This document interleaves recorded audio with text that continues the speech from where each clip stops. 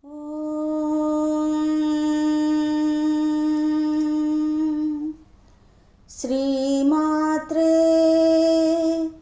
నమః. బృంద సభ్యులందరికీ శుభోదయం. ఈరోజు నుంచి మనం దశమహావిద్య అంటే ఏమిటి, దశమహావిద్యా స్వరూపిణి దేవతలు ఎవరు, వారి గురించి సాధ్యమైనంత వరకు తెలుసుకునే ప్రయత్నం చేద్దాం.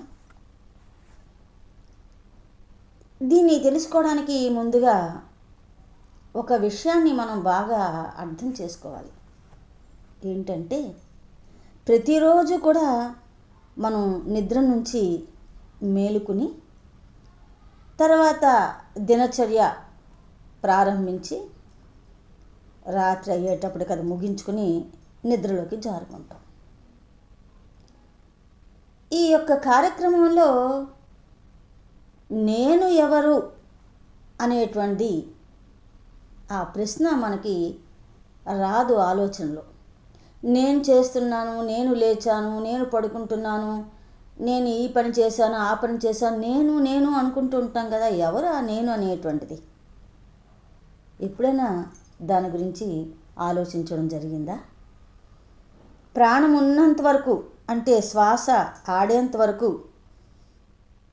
ఉనికికి గుర్తింపు ఉండి శివరూపంగా మంగళకరంగా ఉండేటువంటి ఆ నేను, శివరూపంగా ఉన్నాము అంటే చైతన్య రూపంగా ఉన్నట్టు. ఈ నేను ప్రాణం దేహాన్ని వదలగానే ఆ శివంగా ఉన్నటువంటి దాన్ని శవంగా పరిగణించబడుతున్నాను కదా. ఎవరు నేను వాస్తవానికి? కన్ను తెరిస్తే జననం, కన్ను మూస్తే మరణం. రెప్పపాటైన ఈ చిన్న జీవితంలో ఊహ వచ్చిన దగ్గర నుంచి బంధాలు, బంధుత్వాలు, రాగద్వేషాలతో ఉక్కిరిబిక్కిరి అయిపోయి చివరికి ఏదో ఒక రోజు మౌనంగా ఈ లోకం నుంచి నిష్క్రమించేస్తూ ఉంటాం. అది ఎవరు? ఆ నేను ఎవరు? పేరా, ఊరా, తల్లిదండ్రులా? అలా అనుకుంటే ఈ భౌతిక దేహం ఉనికికి మూలం అమ్మ నాన్న అనుకుంటే ఎన్ని జన్మలు ఎత్తుంటాం మనం? ఎన్ని జన్మల్లో ఎంతమంది అన్నదమ్ములు, తోబుట్టువులు, కుటుంబము, సంతానము, ఇవన్నీ కూడా. ఇది ఆలోచన చేయడానికి కొంచెం కష్టం. ఎందుకంటే మనం ఆ వాస్తవాన్ని తెలుసుకునే దానికన్నా మాయలో, భ్రమలో ఉండడం అనేటువంటిదే మనకి ఆనందకరంగా ఉంటుంది. కానీ అది తెలుసుకోవాలి. ఎందుకంటే ఈ అనుదినం కనిపిస్తున్నటువంటి ఆ నేను అనేదే కాదు, మొత్తం ఈ భౌతికమైనటువంటి విశ్వంలో ఈ చైతన్య ప్రవాహం వెనుక ఉన్న ఆ అదృశ్య శక్తి ఎవరు? నన్ను ఇలా నడిపిస్తున్నటువంటి ఆ శక్తి ఎక్కడి నుంచి వస్తుంది? ఎవరిది అది? ఇలాంటి ప్రశ్నలు అనేటువంటి వాటికి అన్నిటికీ మనం ఒక సమాధానం చెప్పుకుని సంతృప్తి పడిపోతాం. ఎవరు అంటే భగవంతుడు. ఇంకాస్త లోతుగా పెడితే పరబ్రహ్మ శక్తి స్వరూపము. ఆ నిర్గుణ నిరాకార రూపాన్ని మన సౌలభ్యం కోసం పురుష లేదా స్త్రీ రూపంగా భావించుకుంటూ ఆరాధిస్తూ ఉంటాం, ధ్యానిస్తూ ఉంటాం, పూజలు చేస్తూ ఉంటాం. ఇలా తర్వాత క్రమక్రమంగా కొంత ఆధ్యాత్మిక చింతన మొదలైనప్పుడు ఆ భగవత్ స్వరూపం యొక్క తత్వం ఏమిటో తెలుసుకోవడానికి ప్రయత్నం చేస్తాం కదా. ఆ ప్రయత్నంలోనే రకరకాల దేవతా రూపాలు, ఆరాధనా విధానాలు, మంత్ర యంత్ర తంత్ర పద్ధతులు ఇవన్నీ కూడా రూపొందించబడ్డాయి. అసలు వాస్తవానికి మన యొక్క గమ్యం ఏదై ఉండాలి అంటే ఈ జీవాత్మ పరమాత్మలో కలిసిపోవాలి. అదే యోగం అంటే. కర్మయోగము, భక్తి యోగము, జ్ఞానయోగము, ఏదైనా సరే అన్నీ ఆ భగవంతునిలో మనల్ని లీనం చేసేటువంటివి. అయితే ఆ శక్తిని స్త్రీ రూపంగా భావిస్తే, అమ్మవారిగా భావిస్తే, ఆ అమ్మవారి యొక్క తత్వాన్ని అంతా కూడా తెలియజేసేటువంటి దాన్ని విద్య అంటారు. మంత్రం కావచ్చు, యంత్రం కావచ్చు, తంత్రం కావచ్చు, ఏదైనా శ్రీ విద్య అమ్మవారికి సంబంధించి. పురుష దేవతలకి తీసుకుంటే మంత్రాలు అంటారు, స్త్రీ దేవతా మంత్రాలను విద్యలని అంటారు. అది అమ్మవారికి సంబంధించినటువంటి ఆ విద్యలు దశమహావిద్యలుగా శాస్త్రాల్లో చెప్పబడ్డాయి. దశమహా విద్యలు అని. ఆ దశమహా విద్యా స్వరూపిణులు ఎవరు? వరుసగా చెప్పుకుంటే కాళీదేవి, తారాదేవి, షోడశి. ఈ షోడశియే లలిత అమ్మవారు. భువనేశ్వరీదేవి, త్రిపుర భైరవీదేవి, చిన్న మస్తాదేవి, ధూమావతీదేవి, బగళాముఖీదేవి, మాతంగీదేవి, కమలాత్మికాదేవి. ఇలా 10 దేవతలు అనేటువంటి చెప్పబడుతూ వచ్చాయి. అయితే ఈ 10 దేవతల్ని కూడా ఇంకాస్త లోతుగా కనుక మనం గమనించి చూస్తే అంటే శాస్త్రాలు చెప్తున్నటువంటి 10 మహావిద్యలు 2 కూటములుగా అంటే 2 సముదాయాలుగా విభజించబడ్డాయి. ఒక విభాగాన్ని కాళీ కులం అన్నారు, ఇంకో విభాగాన్ని శ్రీకులం అన్నారు. కాళీ కులంలో అంటే ఈ 10 మహావిద్యలలో కాళీ, తారా, భువనేశ్వరి, చిన్నమస్త ఈ 4 కూడా కాళీ కులం అంటారు. అంతేకాకుండా ఈ కాళీ కులంలో రక్తకాళి, మహిషాసుర మర్దిని, త్రిపుర, దుర్గా, ప్రత్యంగిర ఈ 5 విద్యలు కూడా కాళీ కులానికి చెందినటువంటివే. శ్రీకులంలో త్రిపుర సుందరి అంటే షోడశి అమ్మ, త్రిపుర భైరవి, బగళ, కమల, ధూమావతి, మాతంగి వీళ్ళు శ్రీకులంలో ఉంటారు, ఆరాధించబడుతుంటారు. ఇవి గాక ఈ శ్రీకులంలో బాల, స్వప్నావతి, మధుమతి అనే 3 విద్యలు కూడా, ఈ 3 మరో విద్యలు ఇవి కూడా శ్రీకులానికి చెందినట్టుగా చెప్పబడుతూ ఉంటాయి. అలా 18 సిద్ధి విద్యలు ఉన్నాయి. ఈ దశమహావిద్యల్లో మూడోదైనటువంటి షోడశి మహావిద్య శ్రీ విద్యా స్వరూపం. సుందరి, లలిత, త్రిపుర సుందరి అనే నామాలు శ్రీ విద్యకు పర్యాయ నామాలుగా ఉన్నాయన్నమాట. అయితే ఇప్పుడు మనం దశమహావిద్యల్లో మొదటిదైనటువంటి కాళీదేవిని గురించి మనం తెలుసుకుందాం. కాళీమాతను గురించి తెలుసుకోవడానికి ముందుగా అమ్మవారిని ఆరాధన చేసేటప్పుడు ఏ దేవతా స్వరూపాలనైనా సరే, ముఖ్యంగా కొన్ని రూపాలలో ఉన్నటువంటి పురుష దేవతలు కావచ్చు, అమ్మవారి దేవతలు కానీ ఎక్కువగా అమ్మవారికి సంబంధించినటువంటి స్త్రీ దేవతకి సంబంధించి కనుక తీసుకుంటే 2 రకాలైనటువంటి పద్ధతులను, ఆరాధనా పద్ధతులను అనుసరించడం జరుగుతూ ఉంటుంది.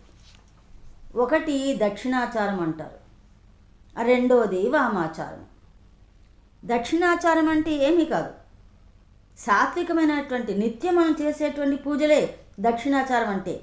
అయితే ఇక్కడ ఉండాల్సింది ఏంటంటే శ్రద్ధ, భక్తి, మడి, శుచి, శుభ్రత ఇవన్నీ ఉంటే దేహము మనస్సు కూడా ప్రశాంతంగా ఉంటాయి. కాబట్టి ఇవన్నీ కూడా ఇంకా దేవతా విగ్రహాలకే కాకుండా శ్రీచక్రాన్ని పూజ చేయడము, యంత్రము లేదా కలశ స్థాపన, వాటిల్లోనే అనేక ఉపచారాలు, పంచోపచారాలు, షోడశోపచారాలు చేస్తూ ఉండడం అనేది, స్తోత్రాలు, కవచాలు పఠిస్తూ ఉండడము, ఇవన్నీ కూడా దక్షిణాచారం.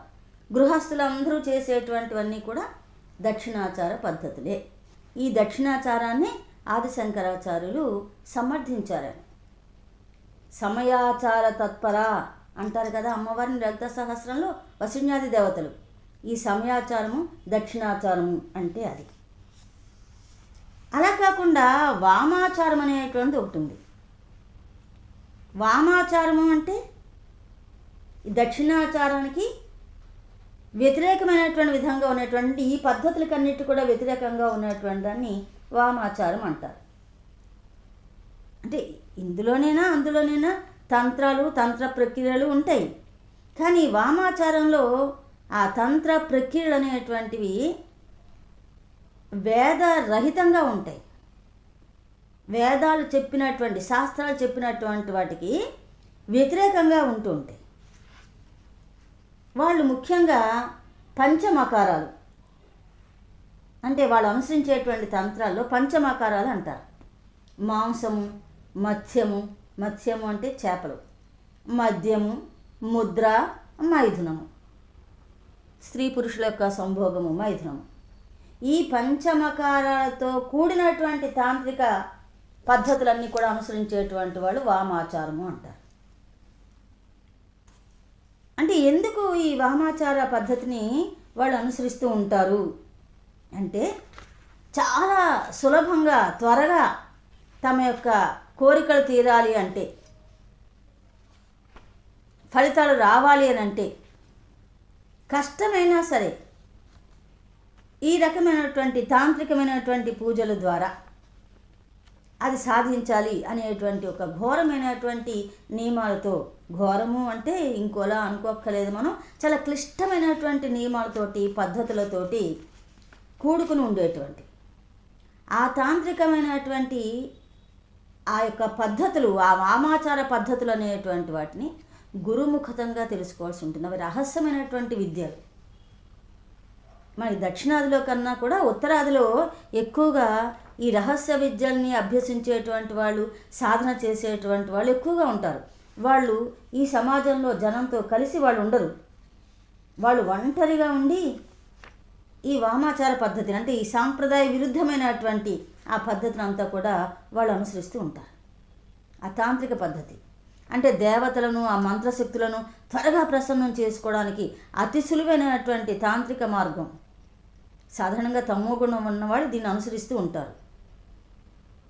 వేదవిహితమైన మార్గాల ద్వారా కాకుండా అడ్డదారులలో సిద్ధశక్తులను సంపాదించడానికి కోసమని ఈ రకమైనటువంటి పద్ధతుల్ని అనుసరిస్తూ ఉంటారు. పాతాళ భైరవి సినిమా చూసి ఉంటారు అందరూ. అందులో ఒక మాంత్రికుడు ఎలా పద్ధతుల్ని, ఏ తాంత్రిక పద్ధతులను అనుసరించి నరబలి ఇచ్చి అమ్మ ద్వారా ఆ వరాన్ని పొందాలని చెప్పి అనుకుంటాడో అది అందరికీ అర్థమయ్యేటువంటి ఒక ఉదాహరణగా ఇక్కడ ప్రస్తావించడం జరుగుతుంది. అయితే ఇక్కడ దశమహావిద్యా స్వరూపులను మనం సాత్విక మూర్తులుగా మనం ఆరాధించవచ్చు.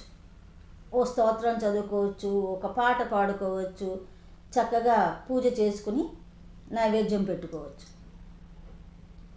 కానీ వామాచార పద్ధతులు అనేటువంటి అంటే చాలా నిషిద్ధమైనటువంటివి ఉన్నాయి. అవి ఇక్కడ నేను ఇదంతా ఎందుకు ప్రస్తావిస్తున్నానంటే, దశమహావిద్యలలో చెప్పబడినటువంటి వాళ్ళని, ఆ దేవతా స్వరూపులని ఎవరో ఏదో చెప్పారని చెప్పి మనం వాళ్ళ దారిలో మనం వాటిని అనుసరించడానికి ప్రయత్నం చెయ్యకూడదు. అవి బెడిసి కొడతాయి. అందువల్ల సాత్విక రూపంగా ఈ అమ్మవార్లని మనం మనసులో దర్శించుకుంటూ వరుసగా మనం ఆ దేవతామూర్తుల గురించి చెప్పుకుందాం. ముందుగా కాళీమాత, ఆ తల్లిని గురించి తెలుసుకునే ప్రయత్నం చేద్దాం.